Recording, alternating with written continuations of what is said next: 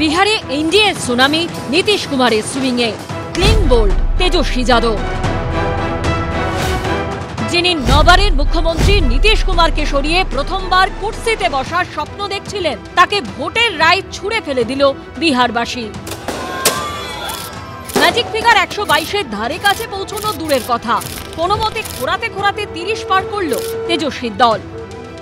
এক হলো যে অশিক্ষিত বা অর্ধশিক্ষিতের হাতে রাজ্য নয়, যারা চারা ঘোটালার সঙ্গে দুর্নীতির সঙ্গে যুক্ত তাদের হাতে নয়, কোনো জাতপাত নয়, বিভিন্ন যে জঙ্গি জিহাদি সংগঠন তার বিরুদ্ধে বিহারের মানুষ জোট বেঁধেছে এবং ভোট দিয়েছে।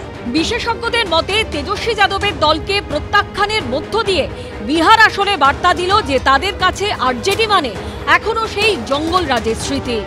লালু প্রসাদ যাদবকে ভোট প্রচার থেকে দূরে সরিয়ে রাখলেই তা ঝেড়ে ফেলা যাবে না। জঙ্গল রাজ হলো সেই জমানা যে সময় বিহারকে গ্রাস করেছিল লাগাম ছাড়া হিংসা, দুর্নীতি। 90 का दशक आया और बिहार पर आरजेडी के जंगल राज ने हमला कर दिया। और जंगल राज मतलब कट्टा,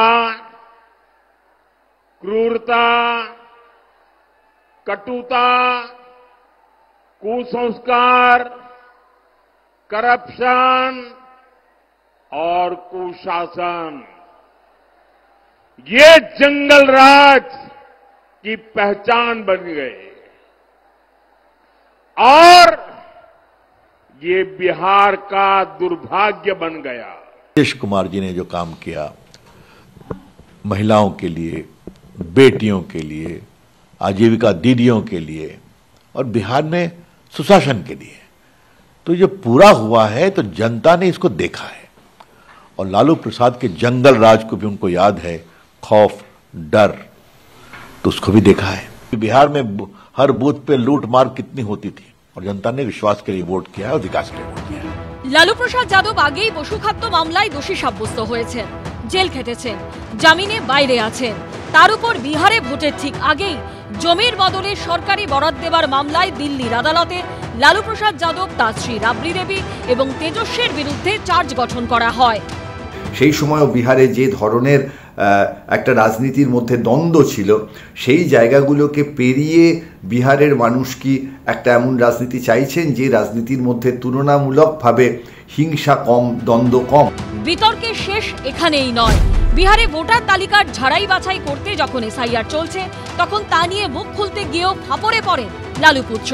সাংবাদিক বৈঠক করে তেজস্বী অভিযোগ করেছিলেন খসড়া তালিকা থেকে তার নাম বাদ গেছে, কিন্তু এরপর নির্বাচন কমিশন দাবি করে যে ভোটার কার্ড দেখিয়ে তেজস্বী অভিযোগ তুলেছিলেন বর্তমানে তার কোনো অস্তিত্বই নেই। মিথ্যে ধরা পড়ে যাওয়ায় চরম অস্বস্তিতে পড়েছিল আরজেডি।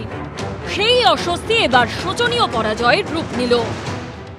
আজকে বিহারের ফল পরিষ্কার করে দিয়েছে যে বিহারের মতো করে লড়াই করলে পরাজয় অবশ্যম্ভাবী। বিজেপিকে যদি রুখতে হয় তাহলে বেঙ্গল মডেলে রুখতে হবে, যেই মডেল 2021-এ মমতা ব্যানার্জি অভিষেকের যুগলবন্দি দেখিয়েছে, 2024-এ যার পুনরাবৃত্তি করেছে। বাবার আমলে জঙ্গল রাজের কলঙ্ক গা থেকে ঝেড়ে ফেলতে মরিয়া চেষ্টা করেছিলেন তেজস্বী। প্রতিশ্রুতি দিয়েছিলেন তেজস্বী যাদবের ছায়াও যদি ভুল কাজ করে তাকেও তেজস্বী শাস্তি দেবে, কিন্তু শেষ অবধি তাকেই শাস্তি দিল বিহারবাসী। শিবাশিস মৌলিক ও অনির্বাণ বিশ্বাসের রিপোর্ট, এবিপি আনন্দ।